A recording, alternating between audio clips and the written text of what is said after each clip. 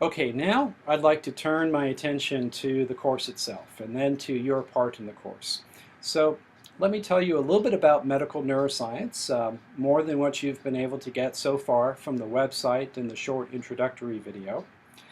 So I'd like to give you a sense of what is the content of this course. Well, the content of medical neuroscience is going to be organized around a set of core concepts in the field of neuroscience. And these core concepts are not original to me. They were defined through several years of work and activity on the part of the Society for Neuroscience, who really attempted to address what are the core concepts in the field of neuroscience that all educated people should know. And surely any survey course of the field of neuroscience ought to include coverage of these core concepts.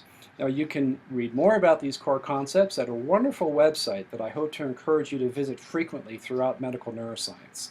The website is called brainfacts.org, and it's a freely accessible site that is supported by the Society for Neuroscience among several other partners. And this should be considered the best neuroscience site on the internet that has the most authoritative, most credible information about this amazing field that you found yourself drawn to, the field of neuroscience.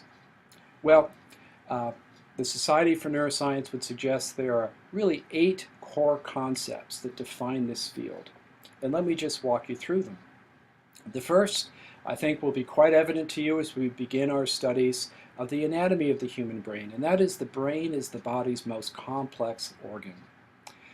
Soon into the course, we will turn our attention to the means by which neurons generate signals. And what you will discover is that neurons communicate using both electrical and chemical signals. So we'll spend some time thinking about those mechanisms that operate at the molecular and cellular level. We'll turn our attention to the structure and function of neural circuits, and we'll see that the basic neural circuits for sensation, for motor control, and for cognition have a genetic foundation. And these genetically determined circuits provide a foundation for all function within the central nervous system. Now, that genetic determination does not mean that these systems are not changed by our life experiences. Indeed, they are. And this will be a wonderful component of the course where we get to explore the mechanisms of neuroplasticity. And what we'll see is that indeed our life experiences can change the very structure and function of the nervous system. We'll move on then to consider what we might call some more complex brain functions. Really, it's all complex, but I would consider this to be more of an integrative and associative function of the brain.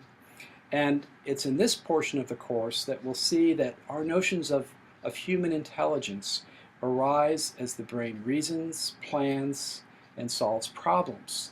So we're going to want to understand as much as we can about how the brain achieves these important functions. Our next core concept concerns language. And what we'll discover is that it's the brain that makes possible our ability to communicate knowledge through language.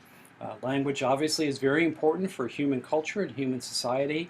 It's also important from a clinical perspective as we consider what a problem with human language might tell us about the localization of injury in the brain. I hope as we study the brain and consider just this amazing organ that we will get to know and understand, at least to some limited capacity, as we pursue that knowledge. I really hope that we don't lose our curiosity and our sense of wonder.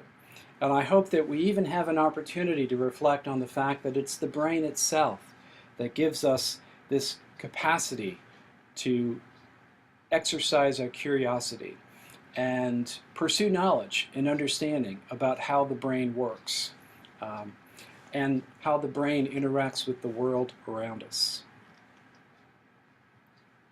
And then lastly, our 8th core concept is that fundamental discoveries promote healthy living and the treatment of disease. So we will spend some time in this course talking about injury to the brain and neurological disease of various sorts. But this primarily is going to be a course about the normal structure and function of the human brain. We will use disease and injury as a way to reinforce knowledge about fundamental structure and function. And along the way, I hope to shed some light on current discoveries and current research that is aimed at breakthroughs that will help us translate neuroscience discovery into effective treatment to alleviate human dysfunction and human suffering. Okay, so these core concepts provide a framework for thinking about the story of the human brain that I hope to unfold in medical neuroscience. Well, let me just highlight two other important domains of the course, in addition to our progression through these 8 core concepts.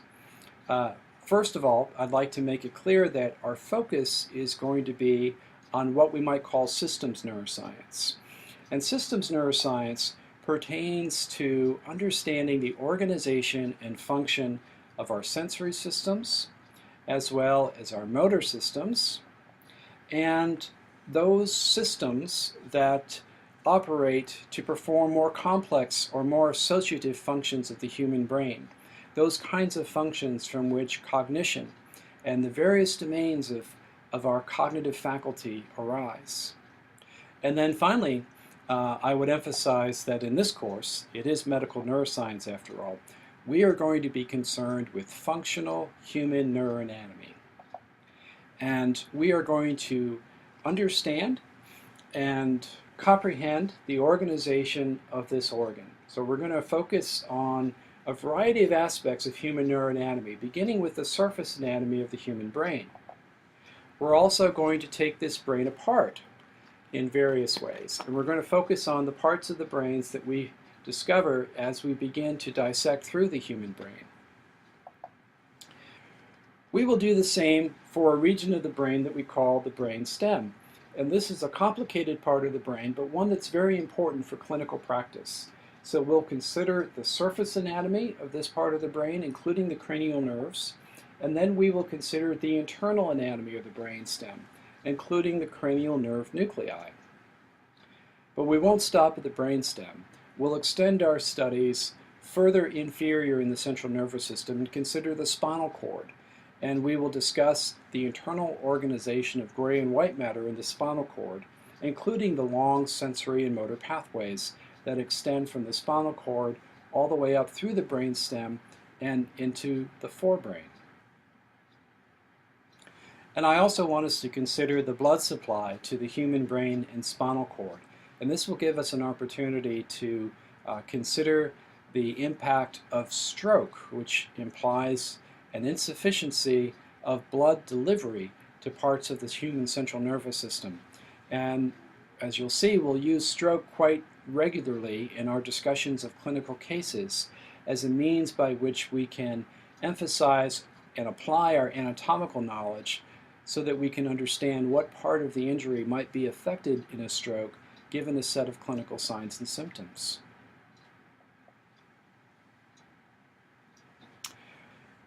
This brings me to the final point that I would make about the content of the course, and that is that I want you to engage in an exercise of problem solving through the study of clinical cases. Now, you're going to spend quite a lot of effort, especially in the early weeks of the course, understanding the fundamental structure of the human brain and indeed the entire human central nervous system. And this will lay the foundation for understanding how regional focal injury to the central nervous system can impact neurological function. And so what I'm going to do is illustrate for you the importance of having an anatomical framework for understanding neurological signs and symptoms. And what you'll see is that once we understand the structure of the central nervous system, we'll be able to predict what might go wrong with injury and disease to particular regions in the central nervous system. But really what I want you to be able to do at the conclusion of the course is to start with a patient, with the presentation of neurological signs and symptoms, and deduce or infer what has been damaged in the central nervous system.